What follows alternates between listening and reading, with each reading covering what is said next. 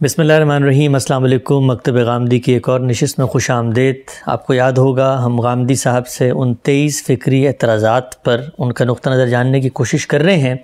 दाढ़ी और पर्दे पे हमने बहुत मुफस्सल बात की। फ़ितरत का मौजू शुरू हो चुका था और एक किस्त मुकम्मल हो गई है। हस्ब साबिक़ मैं ये कहूँगा जो फ़ितरत के मौजू पर गामदी साहब के अफ़कार पर एतराज़ किया जाता है, लोग दिलचस्पी रखते हैं, तरतीब से नक़्सात को देखें क्योंकि इसमें बात आगे बढ़ती है। बहुत शुक्रिया गाम साहब आपके वक्त का।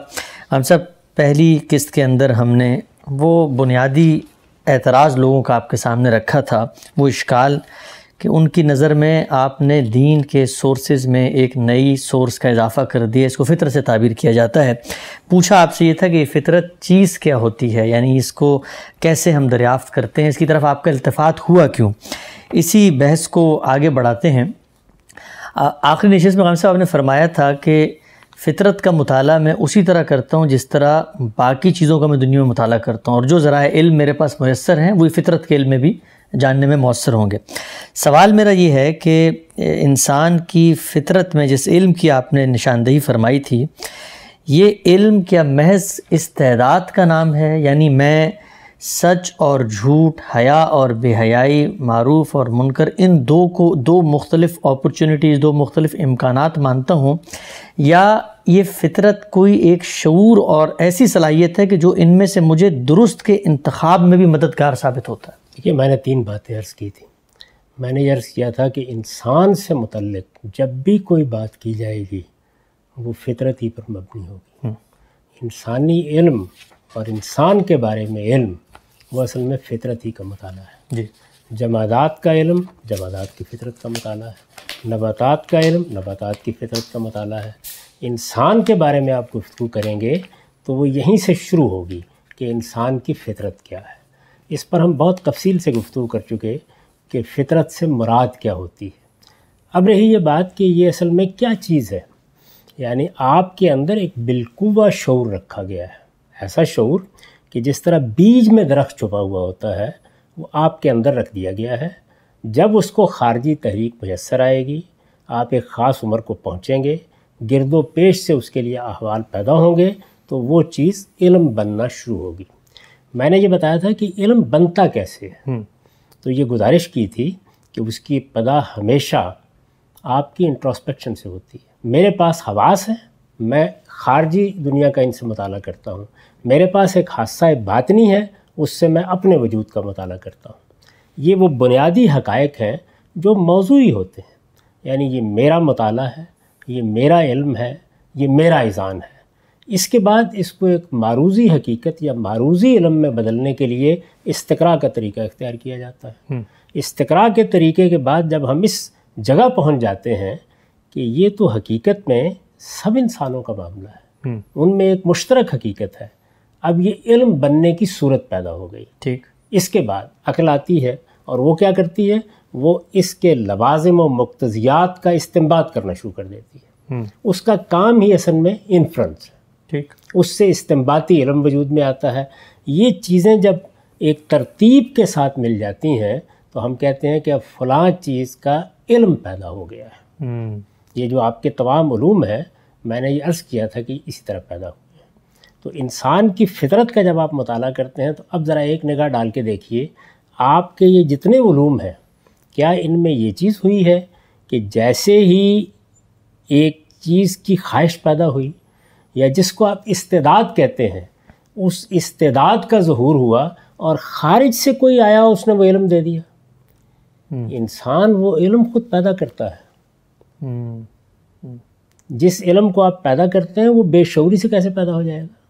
दुरुस्त। अच्छा, यानी कि ऐसा होता है कि समाजियात से मुतल्लक जो इस्तेदाद आपके अंदर रखी गई थी, ख़ारिज से कोई फरिश्ता आया, उसने समाजियात के इल्म को एक तरतीब और नज़म के साथ आपके सामने पेश किया।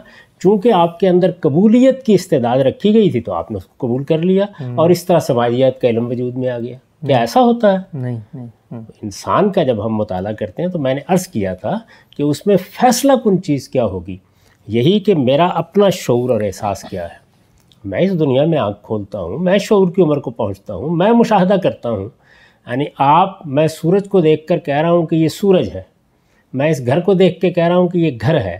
آپ مجھ سے یہ کہیں گے کہ یہ سب جو کچھ تم بیان کر رہے ہو یہ تمہارا واہمہ ہے.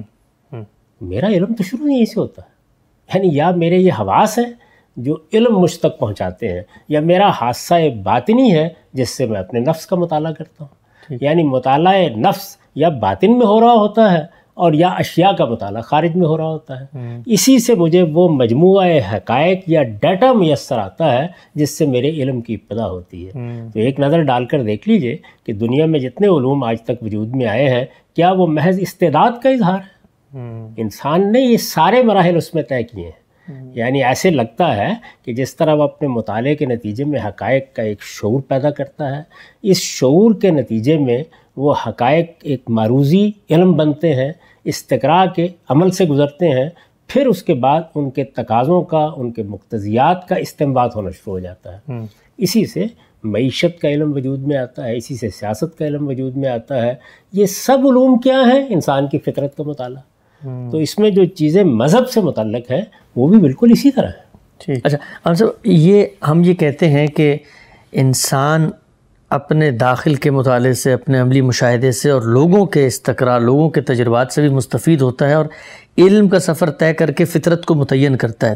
سوال میرا یہ ہے کہ کہا یہ جاتا ہے کہ جب خارج کے اندر علم کی روایت بھی موجود ہے، لوگوں کے توہمات بھی، تخیلات، سب کچھ موجود ہیں، کہیں پر پرابلم پیدا ہو گئی کہ میرا داخل ایک بات کر رہا ہے اور لوگوں کا مشاہدہ استقراء مجھے دوسری بات بتا رہا ہے، تو اس میں یہ کون سا ذریعہ علم ہے جو فیصلہ کن ہوگا فطرت کی تعین؟ اس پر ہم گفتگو کر چکے. یعنی انسان اپنی فطرت ہی کے اندر نقد کی صلاحیت رکھتا ہے. جو کوئی چیز سامنے آتی ہے اس پر تنقید شروع ہو جاتی ہے. یہ تنقید بھی معروضی حقائق میں بدلتی ہے.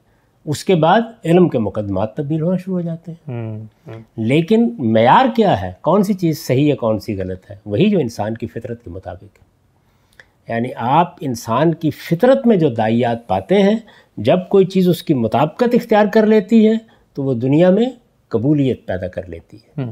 جب وہ ان سے متصادم ہوتی ہے تو آپ جتنا چاہے فلسفہ وجود میں لے آئیے، تھوڑی دیر کے بعد اس کے نقائص سامنے آنا شروع ہو جاتے ہیں. علم ایسے ہی بڑھتا ہے. اس میں کس نے حتمیت کا دعویٰ کیا ہے؟ علم کے ارتقاء کی تاریخ یہی ہے. یعنی میں اپنا مطالعہ کروں گا، جب میرے نفس کا مطالعہ میرے سامنے کو مجموعہ حقائق لے آئے گا، اس پر نقد و نظر کی ایک پوری تاریخ گزرے گی. وہ فرد کی سطح پر بھی گزر رہی ہوتی ہے اور پھر وہ اجتماعی سطح پر بھی گزرتی ہے. یہ جتنے علوم آپ کی یونیورسٹیوں میں پڑھائے جا رہے ہیں، کیا یہ جس طرح آپ کو مل گئے ہیں آپ بعینی ان کو اسی طرح قبول کیے رہتے ہیں؟ ان کی تحلیل ہوتی ہے، ان کا تجزیہ ہوتا ہے، یہ اور تینوں سطحوں پر ہوتا ہے. یعنی جو آپ نے مجموعہ حقائق ترتیب دیا تھا، خواہ وہ آپ کے حادثہ باطنی کے نتائج تھے یا آپ کے ان خارجی حواس کے نتائج تھے، درست ترتیب دیا تھا، اس میں کہیں غلطی تو نہیں ہو گئی. استقراء میں تو کوئی غلطی نہیں ہو گئی. اچھا، پھر آخر میں عقل کے مقتضیات طے کرنے میں آپ نے کہیں مقدمات میں کوئی ترتیب میں خرابی تو نہیں پیدا کر دی. تو یہ نقد و نظر ہوتا رہتا ہے، اس سے علوم وجود میں آتے رہتے ہیں. یہ جو سوالات ہیں ان کے پیچھے یہ ذہن کار فرما ہے کہ ہمارا علم کوئی حتمی اور جامد چیز ہے جو ہمیں دے دیا جاتا ہے. ہر چیز کا علم انہی مراحل سے گزرتا ہے. یہ اس وقت جس سائنس کو آپ بہت بڑی چیز سمجھ رہے ہیں، جس سے اتنی ایجادات ہو گئی ہیں، اتنے اکتشافات ہو گئے ہیں، اس کی ایجادات کے سائے میں ہم اس وقت زندگی بسر کر رہے ہیں. یہ سب کیا ایسے ہوا ہے؟ اچھا، اس میں جو حقائق آپ نے اب تک ترتیب دیے ہیں وہ کبھی چیلنج نہیں ہوتے. اس میں نظریات بنتے ہیں. نظریات کیسے بنتے ہیں؟ ایک مجموعہ حقائق ہمارے پاس آتا ہے، استقراء کے عمل سے گزرتا ہے، اب عقل استنباط کرتی ہے. جب تک یہ عقلی استنباط کے دائرے میں ہوتا ہے نظریہ ہی ہوتا ہے. ٹھیک. لیکن یہ سائنسی نظریہ ہے. یعنی یہ نہیں ہے کہ اٹکل پچو آپ نے ایک بات کہہ دی ہے. اس کا مطلب یہ ہے کہ مجموعہ حقائق اور استقراء کے نتیجے میں اتنا کچھ میسر آ گیا، اتنے شواہد میسر آ گئے ہیں کہ اس کو آپ اس عقلی استنباط میں تبدیل کر سکتے ہیں، انفرنس میں تبدیل کر سکتے ہیں. یہ چیز جیسے ہی وجود میں آتی ہے تو علم کا ایک مقدمہ سامنے آ جاتا ہے. دوسری طرف سے کوئی آدمی اٹھتا ہے اور وہ اٹھ کر اس پر نقد کر دیتا ہے. یہ نقد کا عمل جاری رہتا ہے اور انسانی علم میں اسی سے ترک و اختیار ہوتا ہے. اسی کو شاعر نے بیان کیا ہے کہ تراش ایدم پرستیدم شکستم. تو اچھا غلام صاحب، یہ جب آپ یہ بات کرتے ہیں تو اس پر جو عقلی سوال اٹھایا جاتا ہے وہ یہ ہے کہ چلے مان لیا کہ آپ ایک مرحلے سے گزریں گے اور اس میں نقد بھی ہوگا اور پھر اس کے بعد آپ کے ایک حقائق کچھ بنیں گے، آپ اس کو فطرت کا نام دیں گے، لیکن اگر کوئی علم ارتقا پذیر ہے، اس میں روز تبدیلیاں ہو رہی ہیں، روز کمیاں اضافے ہو رہے ہیں، تو وہ پھر ایک پوائنٹ آف ریفرنس کیسے بن سکتا ہے میرے آپ کے لیے؟ میں آپ کو کہوں گا فطرت مانو، آپ کہیں بھی فطرت کا تو مطالعہ میں بھی کر رہا ہوں، کچھ عرصے بعد میں پہنچوں گا اس حقیقت تک، پر میں آپ کی بات نہیں مان رہا ہوں۔ اس وقت جو علوم آپ پڑھا رہے ہیں وہ پوائنٹ آف ریفرنس کیسے بنتے ہیں؟ اسی طرح بنے گا. یعنی جب تک وہ ایک موضوعی مطالعے تک ہے وہ میری ذات کے لیے. مجھے اگر کوئی انفرادی فیصلے کرنے ہیں تو ظاہر ہے کہ میں اپنے داخلی تاثری پر کروں. ٹھیک. جس وقت وہ علم بنے گا تو استقراء کے عمل سے گزرے گا نا. تو استقراء کے عمل سے گزرنے کے نتیجے میں انہیں اختلافات کو دور کیا جاتا ہے. یعنی انسان کس طرح دیکھ رہے ہیں، سارے انسان کیسے دیکھ رہے ہیں، مختلف تہذیبیں کیسے دیکھ رہی ہیں، سارے علوم اسی طرح بنتے ہیں. اس کے بعد وہ مرحلہ آتا ہے کہ آپ اس کے مقتضیات کا استنباط کرنا شروع کرتے ہیں. تو اس وجہ سے یہ اس میں وہ حصہ جو قابل عمل ہوتا ہے وہ فوراً روبہ عمل بھی ہو جاتا ہے. اچھا. اور اس پر تنقید بھی ہوتی رہتی ہے. یہ جمہوریت کے جو ادارے آپ نے بنائے ہیں یہ کس طرح بنائے؟ اس وقت دنیا کا نظم جن اصولوں پر چل رہا ہے، اقوام متحدہ جن مبادی پر کھڑی ہے، وہ کہاں سے وجود میں آئے؟ کیا وہ کوئی ایسی چیز ہے کہ جو چیلنج نہیں ہو سکتی؟ آپ نے اپنے ملک کا ایک دستور بنایا ہے. ظاہر ہے کہ کچھ حقائق ہیں جن حقائق کو آپ نے ان کے مقتضیات سمیت تسلیم کر لیا. جی. یہ تسلیم کرنے کا عمل کیسے ہوا؟ یہ دیکھیے، یہ بالکل وہی استقراء کا طریقہ ہے. یعنی حقائق اپنی اپنی جگہ موضوعی تھے. جب آپ نے تمام سیاسی رہنماؤں کو جمع کیا، ان کے مابین اس پر بحث ہوئی، تو معلوم ہوا کہ کنسنسس ڈیولپ ہو رہا ہے. وہ کنسنسس اپنی ارتقاء کا عمل ہے، استقراء کا عمل ہے. تو اس کے نتیجے میں آپ کچھ چیزوں پر بالکل متفق ہو گئے، کچھ چیزوں میں آپ مختلف ہو گئے.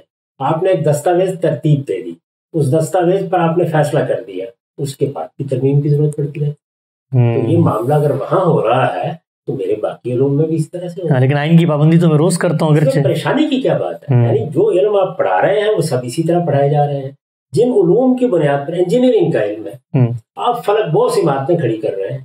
یہ ہو سکتا ہے کہ آپ کے جو اب تک کے نتائج ہیں ان کی کوئی غلطی سامنے آ جائے.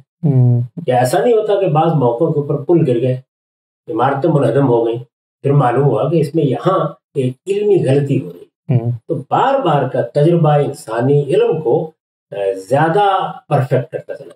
ٹھیک. یعنی اس کے اندر کمال پیدا ہوتا چلا جاتا ہے. کمال کی کوئی حد نہیں. ہم یہ کہتے ہیں کہ تاج محل تعمیر کا ایک کمال ہے، اس سے بھی آگے دنیایں موجود ہیں. اور آپ دیکھیے کہ انسان نے وہ دنیایں پیدا کر لی ہیں. اب آپ ایک 1.5 2 کلومیٹر بلند عمارتوں کا خواب دیکھ رہے ہیں. یہ سب کیسے ہوتا ہے؟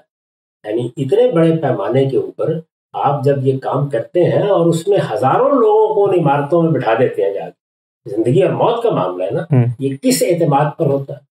یہ جو آپ نے شٹل بھیجنی ہوتی ہے، آپ جب مریخ کا مطالعہ کرنے کے لیے انسانوں کو بھیجتے ہیں تو اس اعتماد کے ساتھ بھیجتے ہیں کہ اب تک جو علم آپ نے استخراج کر کے ترتیب دیا ہے وہ ریاضی کا ہے، وہ سائنس کا ہے یا کسی چیز کا ہے، اس کے بہت سے نتائج ایسے ہیں کہ جو اب چیلنج نہیں ہوں. پھر بھی غلطی سامنے آ جاتی ہے. تو انسان اسی طرح زندگی بسر کرتا ہے. یعنی اس کا علم اصل میں اس ظن غالب پر مبنی ہوتا ہے کہ جس کے بہت تھوڑے حصے کو آپ کہتے ہیں کہ یہ مجموعہ حقائق ہے، باقی چیزیں زیادہ تر استنباطی ہوتی ہیں. ٹھیک. ہم صاحب آپ نے استنباط کی بات کی. ایک عقلی اشکال جو پیدا ہوتا ہے فطرت کی تعین میں استنباط کے ذریعے کو استعمال کر کے، وہ یہ ہے کہ ہم یہ دیکھتے ہیں قوموں کی تاریخ میں، ماضی میں پوری قومیں ہمیں مل جاتا ہے کہ وہ تو مثلاً فحاشی اور یعنی اور ہم جنس پرستی کو جو ہے وہ اپنے فطری رجحانات اور میلانات سمجھ رہے ہیں. تو اس زمانے میں اگر کوئی جائے اور وہ پوری قوم کے اندر یہ انڈکشن کا عمل کرے تو اس کو تو لگے گا کہ انسان کی فطرت یہی ہے کہ یہ تو ہم جنس پرستی ہونی چاہیے. دیکھیے، جب وہ چیز علم بنتی ہے تو وہ کسی ایک قوم، کسی ایک بستی میں نہیں بنتی. اچھا. وہ انسانیت کی سطح پر بنتی ہے. اچھا. استثناء ہمیشہ موجود ہوتے ہیں. استثناء کو دیکھا جاتا ہے. ایسا بارہا ہوتا ہے کہ استثناء کا مطالعہ کرتے کرتے آپ الٹ نتیجے تک پہنچ جاتے ہیں. آپ یہ کہتے ہیں اصل یہ ہے، جو کچھ پہلے ہو رہا تھا وہ مستثنیات. اچھا. یہ سب کچھ ہر علم میں ہوتا رہتا ہے. تو فحاشی اور یعنی کا بھی مطالعہ کر لیں گے، کسی قوم کے انحراف کا بھی مطالعہ کر لیں گے. کیا چیز انحراف ہے، کیا چیز اصل ہے؟ میں نے یہ عرض کیا تھا، ہم عاقل انسانوں کا تعین کرتے ہیں. یہ کہتے ہیں کہ انسان ایک عاقل مخلوق ہے، میں آپ کو لے جاتا ہوں اور لے جا کر کسی شفاخانہ امراض دماغی میں لوگوں سے ملاقات کروا دیتا ہوں. اس کے بعد آپ جانتے ہیں کہ پوسٹ ماڈرنزم میں بہت سے فلسفیوں نے یہ مقدمہ قائم کیا ہے کہ ان کی نظر سے ہمیں دیکھا جائے. یہ سوالات رہیں گے, ان سوالات کا اسی طریقے سے جواب دیا جاتا ہے. یعنی بتایا جاتا ہے کہ اصل کیا ہے, استثناء کیا ہے, بتایا جاتا ہے کہ فطرت کے تقاضے کیا ہے, انحراف کیا ہے. اس کا کئی جہتوں سے مطالعہ کر کے آپ اپنے نتائج بیان کرتے ہیں, اس پر پھر نقد شروع ہو جاتا ہے. یہ رہے گا ہمیشہ. یعنی اس میں پریشان ہونے کی کیا بات ہے؟ میں نے آپ سے عرض کیا ہے کہ عمارتوں کی بلندی میں, سرجری میں, دواؤں میں جن پر انسان کا انحصار ہے, یعنی انسان کی زندگی کا انحصار ہے, ان میں بھی یہ ترک و اختیار کا عمل ہوتا رہتا ہے. تو فحاشی اور ریحانی کے معنی متعین کرنے میں بھی ہو جائے گا تو کیا قیامت آ جائے گی. استدلال کریں گے نا, استدلال اسی طرح ہوگا. یعنی انسان کی فطرت میں جو چیزیں موجود ہیں ان کا آپ استقصاء کریں گے, انہی کو سوسائٹی کے اندر دیکھ کے استقراء کے عمل سے گزریں گے, انہی کے اوپر آپ کے عقلی استنباط کی بنیاد ہوگی. اور کوئی راستہ انسان کے پاس علم حاصل کرنے کا نہیں ہے جب تک کہ آپ یہ نہیں مان لیتے کہ آسمان سے بھی ایک علم آیا کرتا ہے. اس دنیا میں علم ایسے ہی پیدا ہوتا ہے. اچھا عام سے مثلا اگر میں یہ دیکھتا ہوں کہ ایک قوم منحرف ہو گئی ہے اور وہ اپنے ان مجموعی عادات اور خصائل کو اپنی طبیعت اور فطرت کے مطابق مان رہی ہے, تو اب میں جب ان کے پاس جاؤں گا اور میں ان کو کہوں گا آئیں مجھ سے آپ گفتگو کریں, میں کہتا ہوں یہ آپ غلط فطرت پہ کھڑے ہو گئے ہیں, تو میں تو ان کو اپنے داخل کی فطرت کا حوالہ دوں گا نا, اور وہ کہیں گے دیکھو تم تو ایک ہو, ہم تو ہزاروں ہیں, تم ٹھیک ہو کہ میں ٹھیک. میں حوالہ اس وقت اپنی ذات کا دوں گا جب معاملہ میری ذات تک, اگر وہ معاملہ دنیا کے اندر استقراء کے نتیجے سے گزر چکا ہے, اگر اس کی ایک تاریخ بن چکی ہے, تو میں اس کا حوالہ کیوں نہیں دوں گا. میں یہ بتاؤں گا کہ ماضی میں کیا رہا ہے, میں یہ بتاؤں گا انسان نے کس طریقے سے یہاں تک پہنچنے کی جدوجہد کی ہے. یہ سب باتیں ہوں گی ان کے ساتھ, اس پر بھی بحث ہو جائے گی. یعنی یہ کیوں ضروری ہے کہ میرے پاس ایک لٹ ہونی چاہیے جو میں مار کے ان کو قائل کر لوں. ٹھیک, استدلال ہی کروں گا نا, وہ بھی کریں گے, میں بھی کروں گا. اس کے نتیجے میں کیا چیز زندہ رہتی ہے, وہ وہی زندہ رہے گی جو انسانی فطرت کے مطابق ہو. وہاں پر بھی بحث کس بات پہ ہونی ہے؟ اسی بات پہ بحث ہونی ہے کہ یہ جو تم لوگوں نے طریقہ اختیار کیا ہے یہ فطرت کا تقاضا ہے یا انحراف ہے. یہی ہوگا نا. انسان کے پاس چونکہ ارادہ و اختیار ہے اس لیے وہ انحراف کرتا ہے. تو مجھے اس پہ بحث کرنی ہے نا ان کے ساتھ. یہ آپ اس چھوٹی سی بستی میں مجھے لے جا رہے ہیں, دنیا میں شرک پر تہذیبیں وجود میں آئی ہیں. انبیاء علیہ السلام نے ان کے ساتھ کیا کیا, آگے لٹ مار دی. یعنی کوئی آسمانی فرمان ہے وہ آیا ہے اور اس کے بعد لوگوں کے سوچنے سمجھنے کی صلاحیت مفقود ہو گئی. بحث ہوئی ہے نا. یعنی وہ اپنے لیے دلائل دے رہے ہیں. یہ تو وہ چیز ہے کہ آپ ایک بستی کا حوالہ دے رہے ہیں جس میں یہ بھی یقینی طور پر معلوم نہیں کہ ساری بستی یہی کر رہی تھی, یا اس کے لیڈر یا اس کے اکابر یا اس کے زعماء یا اس میں اوباشوں کو ٹولے یہ کر رہے تھے. یہ بھی ابھی طے نہیں. بستی کتنی تھی؟ 1,00,000 لوگ ہوں گے, 50,000 لوگ ہوں گے. آج کے زمانے کے لحاظ سے تعین کر لیں. لیکن یہ توحید اور شرک کی بحث یہ تو صدیوں پر پھیلی ہوئی, تہذیبوں پر پھیلی ہوئی. آج بھی اربوں انسانوں کے ساتھ آپ کو یہ بحث کرنی پڑتی ہے. ٹھیک, تو اس میں کیا کرتے ہیں؟ استدلال کرتے ہیں. تو علم میں استدلال کے سوا اور کوئی چیز نہیں ہوتی. اور استدلال نتیجہ خیز کیسے ہوتا ہے؟ آپ جو حقائق آپ کے حادثے سے پیدا ہوتے ہیں, حادثہ باطنی سے ہیں یا خارجی حواس سے, ان کو چیلنج کر دیتے ہیں. صحیح, ٹھیک. تو اس میں ظاہر ہے کہ پہلے ایک موضوعی علم ہوتا ہے, اس کے بعد وہ خارج کے ساتھ متعلق ہونا شروع ہوتا ہے. آپ استقراء بھی چیلنج کر دیتے ہیں. آپ یہ کہتے ہیں کہ یہ بات کہی جا رہی ہے, یہ بات تو انحراف کے نتیجے میں پیدا ہوئی ہے, یہ چند بستیوں میں ہے, چند قبیلوں میں ہے, چند قوموں میں ہے, بحیثیت مجموعی انسانیت اس کو قبول نہیں کرتی. ہمارے سروے غلط ثابت ہو جاتے ہیں. اس طرح ہوتا ہے. اور اس کے بعد استنباط تو ایک عقلی چیز ہے, اس میں بڑی حد تک استخراجی منطق آ جاتی ہے, اس میں کوئی دقت ہی نہیں ہوتی. بڑی آسانی کے ساتھ آپ اس کو متعین کر لیتے ہیں. منطق کہاں سے پیدا ہوا ہے؟ علم. یعنی جس وقت عقل آتی ہے, بنیادی مقدمات سے استنباط کا عمل شروع کرتی ہے, تو استنباط کے اس عمل کے ریاضیاتی قواعد بنا دیے گئے کہ اس میں کہیں غلطی نہ ہو رہی. ٹھیک ٹھیک ٹھیک. اسی لیے علم وجود میں آیا. اس میں مغالطوں کی نشاندہی کی جاتی ہے, پھر ان پر بحث ہو جاتی ہے. علم کا معاملہ یہی ہے. یعنی پہلے تو اس غلط فہمی کو ذہن سے دور کر لیجیے کہ جب انسان علم پیدا کرتا ہے تو یہ پہلے ہی مرحلے میں ہر غلطی سے پاک ہو جاتا ہے. اس میں اسی جگہ سے بات شروع ہوگی انہی مراحل سے گزرے گی اور اسی طرح پائے تکمیل کو پہنچے گی، اور وہ تکمیل بھی اصل میں آج کی تکمیل ہوتی ہے۔ جیسے ہی اس پر نقد ہوتا ہے ہم ایک قدم آگے بڑھ جاتے ہیں۔ جی اچھا غم صاحب، اس میں جو بنیادی فکر کار فرما ہے ان تمام عقلی اعتراضات میں، وہ یہ ہے کہ انسان علم پیدا کرتا ہے تو چلے مٹی سے اس نے سلیکا سینڈ سے اس نے آئی پیڈ بنا دیا اور نیوٹران پروٹون دریافت کر کے اس نے مثلا بجلی بنا دی، یہ تو خارج ہے۔ انسان محسوس یہ ہوتا ہے کہ بھائی اس علم کو تو اس طریقے سے گزاریں جس طرح آپ یہ کہتے ہیں، یہ جو اندر کا علم ہے اس کو تو متعین پن پوائنٹ ہو کے فہرست اندر سے اگل رہی ہو انسان کے، اور اس میں اس کو یہ کام نہیں کرنا چاہیے، باقی کاموں میں بھلے ہوئے کام کرے۔ ایک ہی بات یہ ہے کہ اس علم میں بھی بہت سی چیزیں ہیں، یہی آپ کے اندر کا علم ہے جو علم نفسیات میں بدلتا ہے، یہی آپ کے اندر کا علم ہے جو سماجیات و عمرانیات میں بدلتا ہے، وہاں بھی آپ کو انہی مراحل سے گزرنا پڑتا ہے۔ یعنی یہ بھی کیا استدلال ہے، آپ کے اندر جو علم ہے وہ باہر کے آپ کے علم سے مختلف نہیں ہو جائے گا، حقائق اندر ہے تو وہ بھی اسی طرح گزریں گے۔ آپ سر درد محسوس کرتے ہیں یا کوئی درد محسوس کرتے ہیں، یہ آپ کا موضوعی احساس ہے، آپ کا باطنی احساس ہے، ظاہر ہے کہ استقراء کے نتیجے میں مختلف مراحل سے گزر رہا ہے، جی تو اس میں بھی غلطی ہو سکتی ہے، اس میں بھی اختلاف ہو سکتا ہے۔ اختلاف اور غلطی ہوگی، ہر علم میں ہوگی، خواہ وہ نفسی علم ہے خواہ وہ خارجی اشیاء۔ ٹھیک اچھا ہم سب آگے بڑھاتے ہیں بحث کو۔ اس مطالعے کے نتیجے میں آپ نے داخل کو دیکھا، خارج کو دیکھا، استقراء کیا، صدیاں گزر گئیں۔ اب سوال یہ ہے کہ آج 2020 میں ایک انسان کھڑا ہو کے ماضی کے علم کے نتیجے میں فطرت کیا ہے جو مرتب ہوئی ہے اس کا اگر جائزہ لے، تو سوال میرا یہ ہے کہ اب آپ کے علم کی ترقی کے نتیجے میں، ان سب دوڑ دھوپ کے نتیجے میں فطرت متعین کیا ہوئی ہے، یعنی کن حقائق پر مشتمل ہے، اس کا دائرہ کیا ہے، کیا اس کی بنیاد پہ انسان زندگی گزار سکتا ہے، اب کیا طے ہوا ہے؟ بہت سی چیزیں اس وقت طے ہو گئی ہیں، بہت سی چیزیں زیر بحث اور ایسے ہی رہے گا ہمیشہ سے۔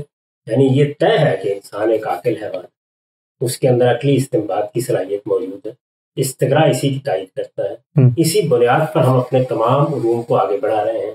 یہ طے ہے کہ انسان کے اندر حصے جمالیات ہے، یہ ایک ایسی چیز ہے جس کو کسی جگہ چیلنج نہیں کیا جا سکتا، اسی پر تمام فنون مرتب کیے جا رہے ہیں، آپ کی مصوری، آپ کی شاعری، آپ کا ادب سبھی سے وجود پذیر ہو رہے ہیں۔ یہ طے ہے کہ انسان کے اندر علم حاصل کرنے کے یہ ذرائع ہیں جن کا میں نے ابھی ذکر کیا، یعنی وہ ایک حادثہ باطنی رکھتا ہے، وہ خارجی حواس رکھتا ہے، یہ سب ہم نے کیسے جانا ہے؟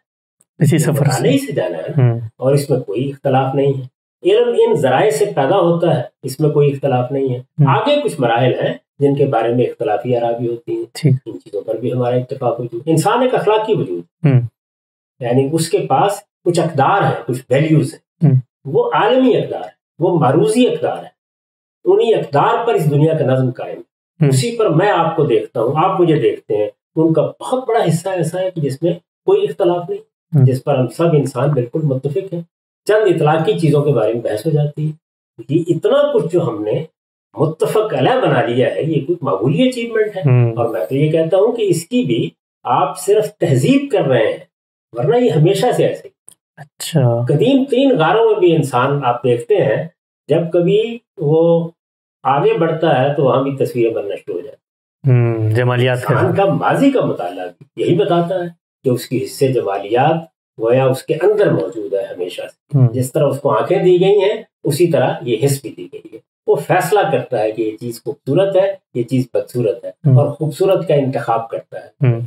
اس کے اندر اخلاقی وجود ہے، اسی اخلاقی وجود کا ظہور آپ کے دساتیر میں ہو رہا ہے، اسی کا ظہور آپ کے باہمی روابط میں ہو رہا ہے، اسی کی بنیاد پر آپ عدالتیں لگائے بیٹھے ہیں، اسی کی بنیاد پر پولیس کے محکمے کام کر رہے ہیں، اسی کی بنیاد پر ریاست کا نظم قائم کر رہا ہے، اسی کی بنیاد پر آپ نے بنیادی حقوق کا چارٹر ترتیب دیا ہے، اقوام متحدہ کا ادارہ بنا ہے۔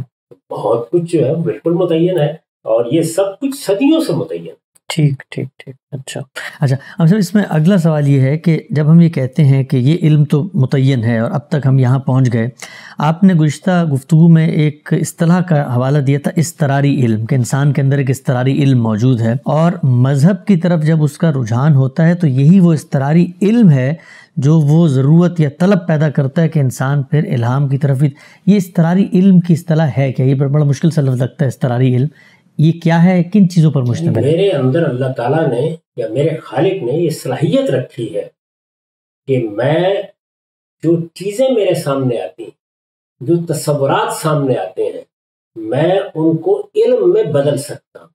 اچھا، آپ میرے سامنے ایک ایسے لائن لگاتے ہیں، اس سے جو صورت وجود میں آتی ہے، میں صرف اس صورت کو کسی بکری کی طرح، کسی گدھے کی طرح دیکھتا نہیں رہتا، میں اس کو مثلث کہتا ہوں، نام دیتا ہوں۔ مثلث صرف نام دینا نہیں ہے، اس طرح میں نے در حقیقت اس کو علم میں بدل دیا۔ اچھا، یہ چیزوں کو جو میرے سامنے آتی ہیں، وہ میرے باطن میں ہوں یا میرے ظاہر میں ہوں، ان کو علم میں بدل دینے کی جو صلاحیت ہے، یہ باہر نہیں پڑی ہوئی، ٹھیک، یہ محض میرے ماضی کے تجربات پر مبنی نہیں ہے، یہ میرے اندر ہے، یہ میرا اضطراری علم ہے۔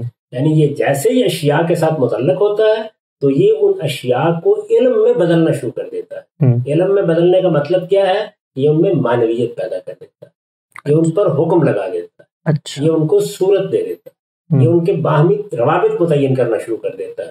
یہ صلاحیت میں لے کر، اچھا، یعنی اپنے فاطر سے لے کے آیا، اپنے خالق سے لے کے آیا، یہ میری تخلیقی صلاحیت ہے جو میرے اندر موجود ہے، اور اسی کا نام انسان ہے۔ یہ میرے اندر ہے تو علوم پیدا ہو رہے ہیں، تہذیبیں وجود میں آ رہی ہیں۔ یہ گدھے میں نہیں، یہ کتے میں نہیں، یہ شیر میں نہیں ہے۔ ہو سکتا ہے کہ بہت سے خصائص مجھ سے بہت بڑھ کے رکھتے ہوں، لیکن یہ صلاحیت میرے اندر ہے، بحیثیت انسان۔ اسی کا ظہور میرے علم اور میری تہذیب میں ہو رہا ہے۔ ٹھیک، اچھا غلام صاحب، آپ یہ فرماتے ہیں کہ جی انسان کی ابتدا ہوئی ہے تو یہ فطرت کی جو روشنی ہے اس کے اندر رکھی گئی ہے۔ ہم جب خارج میں جا کے دیکھتے ہیں تو ہمیں یہ معلوم ہوتا ہے، ظاہری بات ہے ہم اگر کسی الہامی روایت کو مانتے ہیں تو جو اس کے حقائق، اس کی تاریخ ہے، اس کا موازنہ کرتے ہیں تو ہم یہ دیکھتے ہیں کہ انسان کی ابتدا تو آدم علیہ السلام سے ہوئی ہے۔ آدم علیہ السلام پیغمبر تھے، نبی تھے، اللہ نے براہ راست ان سے گفتگو کی۔ تو انسانیت کا آغاز اس فطرت کی شعوری صلاحیت سے ہوا یا انسانیت کا آغاز خدا کے براہ راست الہام، اس کی وحی، اس کے ذریعے سے کوئی علم جو دیا گیا ہے اس سے ہوا؟ تو ہمیں تو یہ نظر آتا ہے کہ پہلے آدم علیہ السلام پیدا ہوئے، نبوت آئی ہے، اس کے بعد کی کوئی اور چیز ہوگی جو آ سکتی ہے۔ یہ اب ہم مذہبیات میں داخل ہو رہے ہیں۔ جی، اب تک کی ساری گفتگو ہم خالص علمی اور عقلی بنیادوں پر کر رہے ہیں۔ جی، اور اس میں جو چیز میں نے واضح کرنے کی کوشش کی وہ یہ تھی کہ میرے ہاں یہ نہیں ہے کہ ماضی کا کوئی انسان ہے جس کی تاریخ سے میں واقف نہیں ہوں۔ جی، میرے ہاں بچے اب بھی پیدا ہوتے ہیں، ان کے اندر یہ ساری بالقوہ صلاحیتیں میں خود دیکھتا ہوں۔ یہ میرے اس وقت کے تجربے اور مشاہدے کی چیزیں۔ ماضی کا علم کس طریقے سے میری میراث بنتا ہے اس کو بھی میں دیکھتا ہوں، ان سب چیزوں کو۔ تو جب میں مذہبیات سے ہٹ کر غور کروں گا تو میرے پاس کیا ذرائع ہیں؟ میں اس وقت جو موجودہ انسان ہے اس کا مطالعہ کروں گا۔ میرے باقی علوم بھی اسی پر مبنی ہیں۔ میں یہ بحث کرتا ہوں جب جمہوریت کو ایک اصول کے طور پر بیان کر رہا ہوتا ہوں کہ اس کا ماضی کیا ہے، اس کے ماضی کے پیچھے تو سلطنتوں اور استبداد کی تاریخ۔ انسانی فطرت کا مطالعہ کیا جاتا ہے کہ وہ کیا چاہتی ہے، اس میں کیا تقاضے پوشیدہ ہے۔ اس کا جواب دیا جاتا ہے کہ یہ تو اصل میں کچھ جنگجوؤں نے اپنی طاقت کا استعمال کر کے لوگوں پر اپنا نہاب اور استبداد اور استیلا قائم کر لیا تھا، ورنہ انسان یہی چاہتا ہے کہ وہ آزادی اور حریت کے ساتھ اپنے معاملات انجام دے۔ تو یہ سب چیزوں کا ہم مطالعہ کرتے ہیں، اس میں ماضی بھی زیر بحث آتا ہے، حال بھی زیر بحث آتا ہے۔ جب آپ خالص علم کی جگہ پر کھڑے ہیں تو وہاں مذہبی حوالہ نہیں ہو۔ اب اگر آپ مذہبی حوالے میں جائیں گے تو ظاہر بات ہے کہ پھر مذہبی متون زیر بحث آ جائیں۔ اس میں جو بڑی بنیادی چیز ہے وہ یہ ہے، جو اس وقت مختلفی ہو رہی ہے، وہ یہ ہے کہ کیا جس پہلے انسان کا ہم ذکر کرتے ہیں، یعنی آدم علیہ السلام، آدم و حوا، وہ پہلا انسان نابینا تھا، دیکھنے کی صلاحیت سے محروم تھا، اس کے اندر بالقوہ کوئی چیز موجود نہیں تھی۔ مذہب اور مذہبی حقائق کے بارے میں بنیادی چیزیں بھی اس کو بتائی گئی تب اس کے علم میں آئیں۔ کیا ایسا ہے؟ انسان کا معاملہ یہ تھا، ایک نقطہ نظر یہ کہ وہ اس سے واقف ہی نہیں تھا۔ مثلا آپ پھر مذہب کے کانٹینٹ کا جائزہ لے کے دیکھیں گے کہ میں یہ جانتا ہوں وہ ہے کیا چیزیں، آپ کس کو مذہب کہہ رہے ہیں؟ مثال کے طور پر اپنے خالق کا شعور، مثال کے طور پر خیر و شر کا شعور۔ آپ گویا یہ کہہ رہے ہیں کہ یہ سب چیزیں انسان کے لیے بالکل اجنبی۔ معلوم ہے کہ آپ کس چیز کی تائید کر رہے ہیں؟ ان لوگوں کی تائید کر رہے ہیں جو یہ کہتے ہیں کہ انسان ایک صفحہ سادہ ہے، ڈبولا راسا پیدا ہوا ہے، اس کے ہاں کچھ بھی نہیں۔ یہ تو اصل میں دھکے کھاتے کھاتے وہ کچھ نتائج تک پہنچا ہے، اس کی جبلتیں ہیں جنہوں نے اس کی رہنمائی کی ہے، اس کے اندر عقل کی روشنی اس طرح موجود ہی نہیں تھی جس طرح آج اس کو تصور کیا جا رہا ہے. یہ داستان سناتے ہیں نا لوگ بہت سے آپ کو. اس میں ارتقاء کے نتیجے میں پھر شرک پیدا ہوتا ہے، پھر وہاں سے توحید پیدا ہوتی ہے، خوف کے دائیات سے مختلف تصورات پیدا ہوتے ہیں. راتوں کو وہ خواب دیکھتا ہے تو دیوی دیوتاؤں کی دنیایں پیدا ہو جاتی ہیں. یہی کہنا چاہتے ہیں؟ نہیں، یہ تو مشکل بات ہے. تو پھر یہی کہہ لینا چاہیے نا، اسی طرح کہنا چاہیے کہ انسان تو اصل میں یہی تھا جو پیدا ہوا.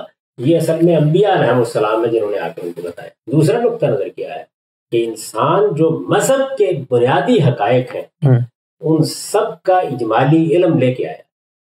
اچھا، بنیادی حقائق کا اجمالی علم. دیکھیے علم جس طرح میں نے پہلے عرض کیا وہ ایک مدون علم، ترتیب پا کے علم، یہ صدیوں میں بنتا ہے. یہ آپ کی سائنس کو آپ دیکھ لیں، آپ فلسفے کی تاریخ پڑھ کے دیکھ لیں، آپ دوسرے علوم فنون کو پڑھ لیں، تو مذہبی حقائق کا پہلے استقصاء کرنا چاہیے کہ وہ ہے کیا. اگر آپ غور کر کے دیکھیں تو میں نے کئی مرتبہ یہ بتایا ہے کہ آپ پورے مذہبی کانٹینٹ پر ایک نگاہ ڈالیں. 4 چیزیں. ٹھیک. یعنی اللہ تعالیٰ کی معرفت حاصل ہوتی ہے آپ کو، خالق کی معرفت حاصل ہوتی ہے. آپ اس معرفت کے نتیجے میں اپنے اندر ایک ابدیت کا جذبہ محسوس کرتے ہیں. جیسے ماں کی معرفت حاصل ہوتی ہے، یہ باپ کی تو ایک محبت کا جذبہ محسوس کرتے ہیں. ٹھیک. یہ جو ابدیت کا جذبہ ہے اس کا اظہار کیسے ہونا؟ ایک چیز یہ ہے، اس میں مراسم عبودیت وجود میں آ جاتے ہیں. اس کے نتیجے میں مذہبی کانٹینٹ کی بات کر رہا ہوں. دوسری چیز کیا ہے؟ طہارت کے آداب. ٹھیک. یعنی مذہب آپ کو پاکیزہ دیکھنا چاہتا ہے، آپ کے بدن کو پاکیزہ دیکھنا چاہتا ہے. آپ کے ہاں بہت سی چیزیں ہیں جو اسی ذیل کی، یہ آپ کا وضو، یہ آپ کا غسل، یہ جنابت، یہ حیض، یہ نفاس کے مسائل، یہ سب کیا ہے؟ یہ در حقیقت بدن کی طہارت ہے جو مذہب کے کانٹینٹ پہ بڑی بنیادی اہمیت رکھتی ہے. یہ 2 چیزیں ہو گئی. تیسری چیز کیا ہے؟ تیسری چیز خور و نوش میں طیب اور خبیث کا فرق. اچھا. یعنی کچھ چیزیں کھانے کے لیے حرام کر دی گئی ہیں اور بہت سی چیزیں آپ کے لیے جائز رکھی گئی ہیں. ان کی بنیاد یہ بتائی گئی ہے کہ وہ سب چیزیں بالکل جائز ہیں جو طیبات، وہ سب چیزیں ممنوع ہیں جو خبائث. تو مذہب کے کانٹینٹ میں ایک تیسری چیز یہ اس کے مشمولات میں. چوتھی اور آخری چیز کیا ہے؟ معروف اور منکر، یعنی خیر و شر کا شعور. آپ یہ کہتے ہیں کہ فلاں چیز اچھی ہے، فلاں چیز بری ہے. تو مذہب اپنی اساس میں یہ ہے، ابھی احکام میں مت جائیے، ٹھیک، اپنی بنیاد میں یہ ہے. ان سب کا اجمالی علم انسان لے کے آئے. اچھا. دوسرا مقدمہ یہ، یعنی ایک تو وہ تھا نا کہ وہ ان سب چیزوں سے بالکل بے خبر تھا، صفحہ سادہ ہے. ان سب چیزوں سے اگر وہ بالکل بے خبر تھا تو یہ باقی علوم پیدا کرنے والی چیزیں یہ کہاں سے آئیں؟ اس نے پہیے تو ایجاد کر لیا. نہیں، اور بہت آگ جلا لی.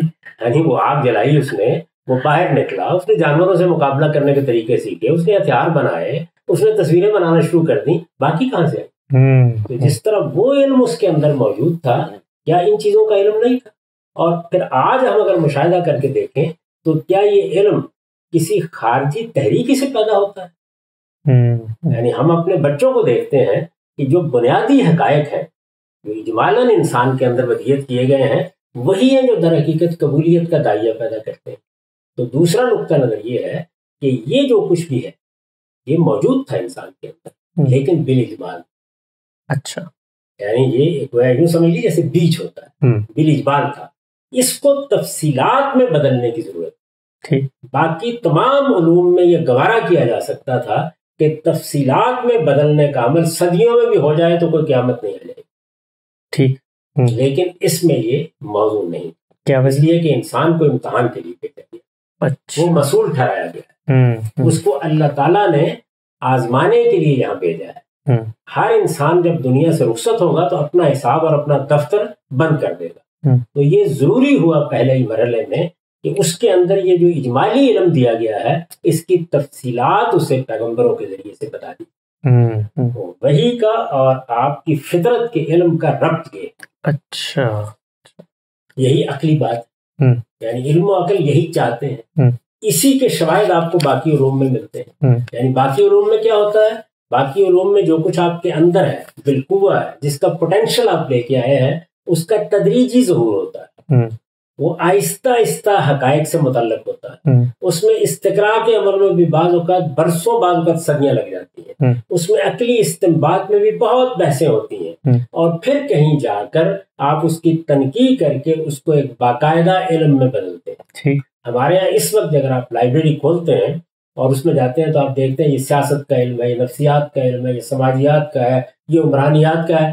کیسے پیدا ہوا ہے؟ آپ دیکھیں یہ صدیوں میں ان نتائج تک پہنچا ہے، قرنوں میں، جو آج آپ بیان کر رہے ہوتے ہیں. سائنس کے علمی کو دیکھ لیجیے، بھیا تو بہت پہلے ایجاد ہو گیا، آگ بھی بہت پہلے دریافت ہو گئی، لیکن یہ جو دنیا اس وقت ہمارے گرد و پیش ہے یہ تو پچھلی 2 صدیوں کا تحفہ ہے. تو یہ سب کچھ پیدا ہونے میں کتنا عرصہ لگ گیا، یعنی انسان ارتقاء کے کتنے مراحل سے گزرا. کیا مذہبی حقائق کے بارے میں بھی یہ گوارا کیا جا سکتا؟ نہیں. یعنی پھر تو یہ ہوتا کہ صدیوں کے بعد یہیں کہیں وہ علم ترتیب پاتا جا کے، پھر جن لوگوں کے ہاں وہ ترتیب پا جاتا انہیں کو مسئول ٹھہرانا چاہیے. یہ نبوت کے خاتمے کے بعد مواخذہ پھر شروع ہوتا. تو اس وجہ سے اللہ تعالیٰ نے جو فیصلہ کیا، یا فیصلے پر تو میں بھی بات نہیں کرتا، یا جو ہونا چاہیے تھا انسان کے لحاظ سے وہ یہی ہونا چاہیے تھا کہ ابتدا ہی نبوت سے کی. اچھا، میں اس وقت بھی عقلی بحث کر رہا ہوں، ابتدا بھی یہیں سے کی جائے. اگر یہ علم تکلیف، یہ شرعی اصطلاح ہے، تکلیف کا مطلب ہے کہ انسان کو مکلف ٹھہرانے والا علم تھا، اگر اس کے لیے جواب دہی ہونی تھی، اگر اس کے نتیجے میں کوئی قیامت برپا ہونی ہے اور وہاں انسان کی ابدی نعمت اور نقمت کا فیصلہ ہونا ہے، تو پھر اس کو مؤخر نہیں کیا جا سکتا. تو صورتحال یہ نہیں ہے کہ انسان بجنا نہیں تھا، وہ راستہ جانتا ہی نہیں تھا. انسان یہ چیزیں اپنے اجمال میں لے کر آیا تھا. ان کا ظہور ہونے میں چونکہ صدیوں کا انتظار کرنے پڑ سکتا تھا، تو اللہ تعالیٰ نے پہلے انسان کو، یعنی پہلا انسان جس کو شعور دیا گیا، انسان تو اس سے پہلے بھی اپنے مادی وجود یا اپنے قالب یا اپنے جسم کے لحاظ سے پیدا ہو رہے تھے، لیکن وہ پہلا انسان جس کو اللہ تعالیٰ نے شعور بخشا وہ آدم علیہ السلام. تو آپ ان کا نام آدم لیتے ہیں، چلیے کوئی اور نام رکھ لیجیے، کیونکہ ابھی ہم مذہبیات کی دنیا میں داخل نہیں ہوئے. تو ان کے وہاں یہی ہونا چاہیے تھا، یہی عقل کا تقاضا ہے، یہی علم چاہتا ہے کہ جس طرح باقی علوم کے مبادی اندر موجود ہیں اور وہ تدریجی ارتقاء کے نتیجے میں اپنی میراث ساتھ جمع کرتے ہوئے علم بنتے ہیں، اس کو ابتدائی میں علم بنا دیا جائے. اور یہ ابتدائی میں علم بنانا ہے جس کے لیے نبوت کی ضرورت پڑی. درست. انہیں کو نبی بنا دیا گیا. درست. یعنی اتنا انتظار بھی نہیں کیا گیا کہ ان کے لیے کوئی اور نبی آئے، انہیں کو بنا دیا، انہیں کو پیغمبر بنا دیا گیا. اور اس طرح جو کچھ بالاجمال ان کے اندر موجود تھا اس کے لیے جتنی تفصیل اس وقت درکار تھی وہ ان کو میسر کر دی. یہی عقل چاہتی ہے کہ ایسا ہو. اب آپ مذہبیات میں داخل ہوں اور داخل ہو کر خود مذہبی متون سے پوچھیں کیا ہوا. بائبل کو پڑھیں، قرآن کو پڑھیں، ویدوں کو پڑھیں، وہ آپ کو یہی داستان سناتے ہیں. اچھا، اسی پہ اصرار کرتے ہیں. قرآن مجید یہی کہتا ہے کہ ہم نے آدم و حوا کو اس طریقے سے ایک باغ میں رکھا، اس لیے رکھا ان کی فطرت کا ظہور ہو. وہ ہو گیا. وہ تو بے حیائی کی صورت میں ہوا، 10 اور چیزوں کی صورت میں ہوا. وہ تو ایک لمبی تنقید کا معاملہ ہے. وہ ہو گیا. جب ہو گیا تو اس ہونے کے بعد اللہ تعالیٰ نے ان کا استعفا کیا، یعنی انہوں نے رجوع کیا، توبہ کی. وہاں بھی دیکھیے کیا ہے، توبہ اور رجوع کا داعیہ پیدا ہو گیا. وہ الفاظ کیا ہوں جن میں اپنے رب کو راضی کر لوں؟ فرمایا کہ وہ ہم نے الہام کر. اچھا. اور اس کے بعد استفاء کا، انتخاب کا عمل ہوا، اور اس انتخاب کے نتیجے میں ان کو پیغمبر بنا دیا گیا. یہی قرآن مجید بیان کرتا ہے. قرآن مجید کا کوئی مقام نکال لیجئے جہاں پر قصہ آدم و ابلیس بیان ہوا ہے، آدم و حوا بیان ہوا ہے، دنیا کی ابتدا کے واقعات بیان ہوئے ہیں، یہ چیز بتائی جاتی ہے. اس موقع پر پھر ان سے کہا گیا کہ اب میری ہدایت ضرورت کے لحاظ سے آتی رہے گی. اس وقت جو ضرورت تھی وہ پوری کر دی گئی، آئندہ بھی آتی رہے گی. وہ ایک الگ پھر بحث ہے کہ پھر وہ ضرورت کب پیش آئی، کس طرح نبوت کا سلسلہ جاری ہوا، اس پر ہم ابھی گفتگو نہیں کرتے. ٹھیک. اچھا غلام صاحب، میں یہاں پر کچھ سیدنا آدم علیہ السلام، چونکہ اب ہم عقلی بحث سے مذہبی بحث میں داخل ہو رہے ہیں، اور یہ کہ فطرت موجود تھی تو پھر نبوت یا وحی کی ضرورت کیوں پیش آئی. اچھا، اگر کوئی شخص یہ کہے کہ آدم علیہ السلام، آپ نے کہا کہ پہلے انسان میں بھی تو وہ شعور موجود تھا، کوئی شخص یہ کہے کہ آدم علیہ السلام کی تو اللہ تعالیٰ سے ملاقات ہوئی تھی، تو خالق کا شعور جو جس کو آپ کہہ رہے ہیں وہ تو ان کا عملی مشاہدہ تھا، وہ تو اپنی عملی زندگی کے تجربے کو دنیا میں لے کر آئے ہیں. وہ کوئی ان کا انفرنس تو نہیں کہ میں مخلوق ہوں اور میرا خالق ہونا چاہیے. ہم اب مذہبی متون میں آ گئے ہیں تو قرآن مجید خود اس بات کو بیان کر رہا ہے. آپ سورہ اعراف میں جائیے، وہ یہ بیان کر رہا ہے کہ آدم علیہ السلام ابھی وجود میں بھی نہیں آئے تھے جب ان کے ساتھ، ان کی اولاد کے ساتھ، ان کی صدیوں بعد، قرنوں بعد پیدا ہونے والی ذریت کے ساتھ یہ سارا معاملہ ہو گیا. اچھا.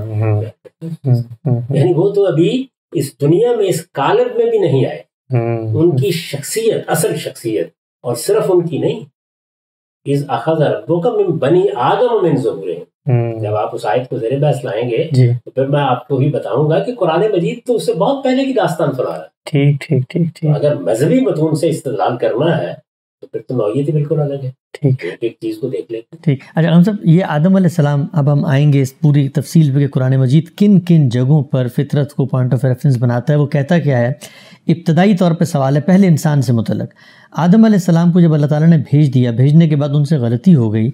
ایک آدمی جو دنیا میں فطرت کا یہ شعور لے کر آیا ہے، اس کو پتہ ہے نیکی بدی کی تمیز ہے، اس کو خیر و شر کا پتہ ہے، نہ کوئی خارج کا اثر ہے، نہ کوئی علم اثر ہو رہا ہے، نہ کوئی تخیل ہے، وہاں انہوں نے ایک انحراف کر دیا. تو اللہ میاں نے یہ کیوں نہیں کہا کہ آدم میں نے تمہیں ابھی ابھی اس تازہ فطرت پہ پیدا کیا تھا اور تم نے اس کی خلاف ورزی کر کے بھی ہے؟ اللہ تعالیٰ نے تو کہا میں نے تمہیں منع کیا تھا. گویا اللہ کا قول آدم علیہ السلام پہ حکم بنا، نہ کہ فطرت کا کوئی ریفرنس سے شعور آدم علیہ السلام کو دیا گیا. دیکھیے یہ تو آزمائش کا ذکر ہے جس میں انہیں مبتلا کیا گیا. اس کا فطرت سے کیا تعلق؟ یعنی بے حیائی کا عمل تو ہو گیا. بے حیائی اور حیا کہاں سے زیر بحث آ گئی وہاں پہ؟ یعنی آدم علیہ السلام یا آدم و حوا ہے، ان کو ایک جگہ اللہ تعالیٰ نے رکھا ہے. جی، ان کو رکھا ہے تو باشعور انسانوں کی حیثیت سے رکھا. ٹھیک.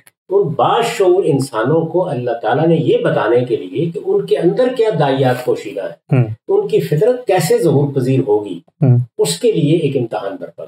ٹھیک. ان کو ایک باغ میں رکھا گیا، اس باغ میں ہر چیز کی اجازت دے دی گئی. اچھا. لیکن ان کے باہمی مواصلت کے تعلق پر پابندی لگا دی. ٹھیک. وہ میاں بیوی ہیں، بے حیائی کہاں سے وجود میں آ گئی؟ اچھا. یعنی وہ میاں بیوی ہیں، میاں بیوی کی حیثیت سے پیدا کیا گیا ہے. ان کا حق تھا کہ وہ مواصلت کریں. آپ کے دین میں یہ جائز عمل ہے، لیکن پابندی لگا دی گئی. اب پابندی لگا دی گئی جب، تو انسان کے اندر بھی اس کے داعیات موجود. یہ اپنی ذات میں کوئی گناہ کی چیز نہیں. پابندی اسی طرح لگائی گئی جس طرح میاں بیوی کے تعلق پر رمضان کے روزوں میں پابندی لگا دی جاتی ہے. یہ اللہ کے حکم سے لگتی ہے نا، تو یہ ابتلا کا حکم ہوتا ہے. اچھا. یعنی اللہ تعالیٰ انسانی فطرت میں جو داعیات موجود ہیں، چونکہ اس کے ساتھ انسان کو ارادہ و اختیار بھی دیا گیا ہے، تو بعض اوقات فطرت کے کسی بدیہی تقاضے پر پابندی لگا دی. تو یہ پابندی ان پر لگا دی گئی. جب یہ پابندی ان پر لگائی گئی تو اب کیا ہوا؟ اب یہ ہوا کہ ان کے اندر جو یہ خواہش موجود تھی کہ ہم وجود پذیر ہو گئے. اب یہ دیکھیے انسانی فطرت ظہور کر رہی ہے، ہمیں ابدیت ملنی چاہیے. انسان کی فطرت کا اگر آپ مطالعہ کریں، سوال کیا تھا نا آپ نے کہ فطرت کیا چیز ہے، اسی فطرت کا ایک پہلو یہ ہے کہ ایک ایک انسان ابدیت کا خواہاں ہے. وہ اپنی فطرت میں اس کا تقاضا لے کے آئے، وہ کبھی مرنا نہیں چاہتا. اب کیا ہوا؟ اب یہ ہوا کہ ابلیس نے، جو ان کا دشمن ہو چکا تھا، انہیں آ کے ترغیب دینا شروع کی. قسمیں کھائیں، قرآن بیان کرتا ہے، اور ان سے یہ کہا کہ میں تمہارا خیر خواہ ہوں. یہ جس چیز سے تمہیں روکا گیا ہے، یہ اصل میں اسی ابدیت کی راہ میں رکاوٹ ڈالتی گئی. اچھا. تم یہ کام کر ڈالو گے تو ہمیشہ زندہ رہو. اور یہ بات ساری جھوٹ نہیں. ہم اصل میں اسی مواصلت اور مقاربت کے نتیجے میں صدیوں سے زندہ ہیں. اصل بڑی ایسے، یعنی انسان کو بحیثیت انسان، آدم کو بحیثیت آدم دیکھیں تو ایسا ہی ہے. تو اس نے کیا کہا؟ سورہ طٰہٰ میں بیان کیا ہے کہ اس نے آ کے قسمیں کھا کے کہا کہ تم اس درخت کا پھل کھا رہے ہو. یہ درخت بالکل اسی معنی میں ہے جس طرح آپ شجرہ نسب بولتے ہیں. جی. یعنی اصل میں یہ وہ درخت ہے کہ جس سے نسلیں پھوٹنی ہیں. تو تم اس کا پھل کھا لو، اس کا ایک نتیجہ نکلے گا، وہ یہ کہ تم فرشتوں کی طرح ابدی ہوئے. وہاں جو فرشتے کہا گیا ہے تو وہاں یہ نہیں کہ تم فرشتے بن جاؤ گے، مطلب اپنے موجودہ وجود پہ وہ خصائص پیدا کر لو گے جو فرشتوں کے، تو ابدیت حاصل ہو جائے گی تمہیں، ہمیشہ ہمیشہ کے لیے رہو گے. اب ظاہر ہے کہ اسی طریقے سے انسان اللہ کے حکم کی خلاف ورزی کرے. تو فطرت تو یہی تھی کہ وہ مقاربت کرے. اچھا صحیح. کیا چیز خلاف فطرت تھی؟ اللہ نے چونکہ روک رکھا ہوا تھا تو انہوں نے یہ کیا. یہ پہلا موقع تھا. اور آپ دیکھیں کبھی کہ اب بھی انسان جب پہلی مرتبہ اس عمل سے گزرتا ہے یا پہلی مرتبہ اس احساس اور شعور سے دوچار ہوتا ہے تو وہی صورت پیدا ہوتی ہے. جب وہ ہوا تو اس کے بعد ہیجان کی کیفیت دور ہوئی تو وہ شرم کا احساس پیدا ہوا. اور قرآن مجید وہاں تو اللہ تعالیٰ بھی خطاب ہی نہیں کر رہا. آپ دیکھیں قرآن مجید کے مختلف مقامات میں، یعنی ایک امتحان میں ڈالا گیا ہے. وہ شرم کا احساس آپ سے آپ پیدا ہوا اس لیے کہ وہ اندر موجود تھا. لوگ یہ کہتے ہیں آدم علیہ السلام نبی تو ہو سکتا، اللہ نے وہی کر کے شرم کا احساس اسی وقت دلا دیا اور ذکر نہ کیا. وہ تو بھی میری نہیں ہے، وہ تو اس توبہ کے بعد استفاء میں ملے گی. اچھا، ابھی تو انسان کی حیثیت سے انہیں بتایا جا رہا ہے کہ وہ اپنی کیا فطرت لے کے آئے ہیں، اس کا ظہور کیسے ہوگا. اسی فطرت کا ظہور ہوا ہے. پہلے ظہور ہوا ہے مقاربت کے عمل میں، پھر اس کے اندر داعیہ کیا پیدا ہوا ہے، ایک بہت بڑا خیر، یعنی مجھے ابدیت حاصل ہو جائے گی، میں فرشتوں کی طرح ہمیشہ جیوں گا. یہ سب فطرتی کا ظہور ہو رہا ہے. اس کے بعد آگے کیا ہے، جیسے ہی یعنی ان اعضاء سے وہ واقف تھے. رفع حاجت کے لیے تو یہ اعضاء استعمالی ہوتے ہیں. ہمارے یہاں بھی 5 7 10 سال تک بچے جب دیہات میں کھیلتے تھے تو ان کے اندر شعور نہیں ہوتا اس بات کا، لیکن جیسے ہی جنس کا داعیہ پیدا ہوتا ہے تو پھر ان کے ڈھانپنے کا جذبہ پیدا ہوتا ہے انسان کے اندر. ایسے ہی ہوا. قرآن مجید کہتا ہے کہ جیسے ہی ہوا، اور اب یہ دیکھیے یہ محض استعداد ہے. استعداد میں تو یہ ہونا چاہیے تھا کہ جیسے یہ شعور پیدا ہوا یا احساس پیدا ہوا کہ یہ کیا ہوا تو آواز آتی کہ پتوں سے ڈھانپ دو اپنے آپ. نہیں، انہوں نے خود فیصلہ کیا تفق یکسفان علیہم من برق الجنہ. اب کیا ہوا، یہ استعداد نہیں تھی محض، پورا شعور پیدا ہوا. اس شعور کے بعد عمل بھی پیدا ہو گیا. آپ اس کو علم میں بدل دیں، یعنی وہ حیا کا احساس لے کے آئے ہیں. حیا کا یہ احساس جنسی عمل کے ساتھ وابستہ ہے. جس وقت یہ پیدا ہوتا ہے تو انسان کے اندر جنسی اعضاء کو ڈھانپنے کا داعیہ پیدا ہوتا ہے. یہی حیا کی حقیقت ہے اس معاملے میں. اور پھر انسان کیا کرتا ہے، وہ اپنے گرد و پیش میں دیکھتا ہے. اب تو ہمیں بہت اعلیٰ درجے کے لباس میسر ہیں، تو اس وقت جو چیز میسر تھی وہی پتے درختوں کے، ان سے انہوں نے اپنے جسم کو ڈھانپنا شروع کر دیا. تو یہ جو عمل انہوں نے کیا، یہ سارا کا سارا عمل ہونے کے بعد تنبیہ کی گئی کہ یہ تم نے میرے حکم کی خلاف ورزی کی ہے. انہوں نے اس پر توبہ کی، پھر نبوت کی. ٹھیک غلام صاحب، یہ جو سوال ہے کہ فطرت مقدم ہے یا نبوت مقدم ہے، اس پر آپ نے تفصیل سے بات کی. ہمارے پروگرام کا یہاں وقت ختم ہوتا ہے، لیکن میں یہ چاہوں گا اگلی نشست میں انشاءاللہ کہ ہم ترتیب سے آپ سے یہ سمجھیں کہ خود یہ جو پورا تصور، عقلی تصور کہ انسان کا داخل تقاضا کرتا ہے، وہ یہ کہتا ہے کہ فطرت ہے. ابتدائی جو انسان ہمیں نظر آتا ہے اس کے خصائص و خصائل بھی بتاتے ہیں کہ ایک شعور اس کے اندر موجود ہے. جو دینی متون ہیں، دینی نصوص ہیں، دین کے ماخذ ہیں، سورسز ہیں، وہ اس کو کیسے بیان کرتے ہیں؟ کیا یہ محض ایک عقلی استنباط ہے یا اللہ تعالیٰ نے الفاظ میں اس کو ڈھال کے بتا دیا ہے کہ دین کی بنیاد بھی فطرت پر ہے، فطرت کا علم ہے جس کی بنیاد پہ ماخذہ ہوگا؟ میں انشاءاللہ چاہوں گا کہ آئندہ نشست میں بہت تفصیل سے آپ سے یہ چیزیں ہم جاننے کی کوشش کریں، اور پھر ان پہ جو کاؤنٹر سوالات لوگ پیش کرتے ہیں، اعتراض کرتے ہیں، وہ بھی آپ کے سامنے رکھیں. اب تک آپ کے وقت کا بہت شکریہ. یہاں پر ہماری نشست کا وقت ختم ہوتا ہے. اقول قولی ھذا واستغفر اللہ لی ولکم ولسائر المسلمین.